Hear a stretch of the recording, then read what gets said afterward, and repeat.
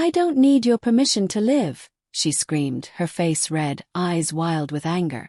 The words echoed through the hallway, sharp enough to slice through everything that used to feel like home. I stood there, gripping the edge of the doorframe, trying to steady myself, trying not to let her see how much that sentence cut me open. Then maybe, I said quietly, you don't need my address either. The silence that followed was heavy. Deadly, almost. Her mouth opened slightly like she wanted to say something, but all that came out was a sharp breath. Then she grabbed her purse, shoved past me, and slammed the door so hard that the picture of us on our honeymoon fell from the wall and shattered. I didn't pick it up. Couldn't. We'd been fighting more lately. Little things that turned into big things. Missed calls, unexplained absences, the smell of unfamiliar cologne on her coat once, something she brushed off as a coworker's. I wanted to believe her, and for months I did. But that night, as the house went still, I realized something had broken between us long before the shouting began. I sat on the couch, staring at my phone. No messages, no calls, just the digital clock ticking away the seconds, mocking me with every blink. Midnight came, then 1. The quiet was suffocating. I opened the window to breathe, and that's when I saw her car still parked in the driveway. She hadn't left. Confused, I stepped outside. The night air was cold, damp with the smell of rain. Her car was there but empty. The driver's door slightly ajar. Her purse on the passenger seat. Her phone still charging. Something inside me twisted. I called her name into the dark. No answer. I walked around the house, scanning the street. Nothing. That's when my phone buzzed. One call from her. I answered immediately. Emma. But it wasn't her voice. Just static like wind scraping across the microphone. Then silence. The call ended. A minute later, another call. Same thing, static breathing, then click. She called 23 times that night. 23 calls I picked up, each one more frantic, more desperate, and each one ending the same way. By the 6th call I was pacing. By the 10th I was sweating. By the 17th I was begging. Emma, where are you? Just tell me what's going on. But she never answered. At 2:17 a.m. I heard something outside. A car engine idling, faint voices. I looked through the blinds and saw headlights at the end of the street. A man was standing beside a black SUV, phone to his ear. I couldn't see his face, just his silhouette under the streetlight. He looked toward my house, then got in the car and drove off. And then nothing. By morning I hadn't slept. My phone was silent now. Her side of the bed was untouched. Around 8 I called her office. Emma didn't come in, her coworker said. She called yesterday to say she was taking a few days off. That was the moment I knew she'd planned this. The police told me to wait 24 hours before filing a report. But I wasn't waiting.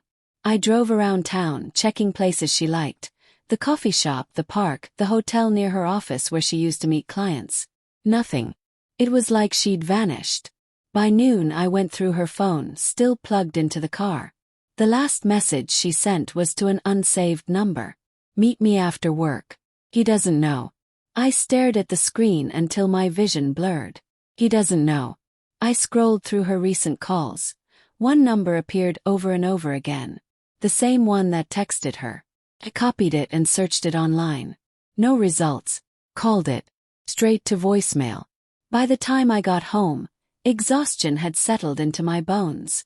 The house felt emptier than ever. On the table sat the broken photo frame from the night before. Her smile, frozen behind the cracked glass, looked like a stranger's. Around evening I heard knocking, hard, impatient. It was the police. Mr. Adams. Yes.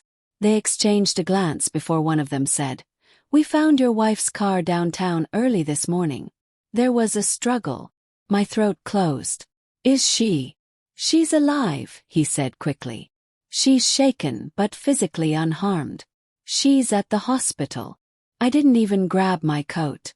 When I arrived, she was sitting on the edge of a hospital bed, blanket around her shoulders, eyes puffy from crying. For a moment relief flooded me. She was alive. Then anger followed close behind. What happened? I asked. She didn't meet my eyes. I made a mistake, she whispered. I just wanted to get away for a night. I didn't think it would go this far. What does that mean? Her fingers tightened around the blanket. He wasn't who I thought he was. The man I was seeing, he said he loved me, that he could take care of me. I believed him. But when I tried to leave last night, he got angry. He took my phone. I ran. It felt like every word was tearing a piece out of me. You cheated on me, I said quietly. Tears spilled down her cheeks. I didn't mean for it to happen. I was just so tired of feeling controlled, of feeling like my life wasn't mine anymore. I stepped back. So you gave it to someone else. She broke down then, sobbing into her hands. The sound filled the sterile room, heavy with guilt and fear. The officer outside stepped in briefly to explain that the man, her lover, had been caught near the train station. He'd confessed to following her home earlier that night. That was the car I'd seen. When they left us alone, she finally looked at me. You don't have to forgive me, she said softly. I know I ruined everything. I stood there, staring at the woman I thought I knew. The woman who used to trace her fingers along my jaw when she said she loved me. The woman who once promised we'd never keep secrets. I didn't delete the address, I said finally. She frowned through her tears. What? You said you didn't need my permission to live. And I said you didn't need my address. But I didn't change the locks. I wanted you to come home. Her lips trembled. Why? Because part of me still hoped I was wrong about you. She reached for my hand, but I pulled away. That night when I got home, the house was exactly as I'd left it. Her perfume still lingered in the air, faint and haunting. I sat on the couch again, phone on the table in front of me. Midnight, it buzzed once. Her name flashed on the screen. I didn't answer. Then again. And again. 23 times. Just like the night before. But this time I didn't pick up, because I finally understood what she was calling for. Not forgiveness. Not love.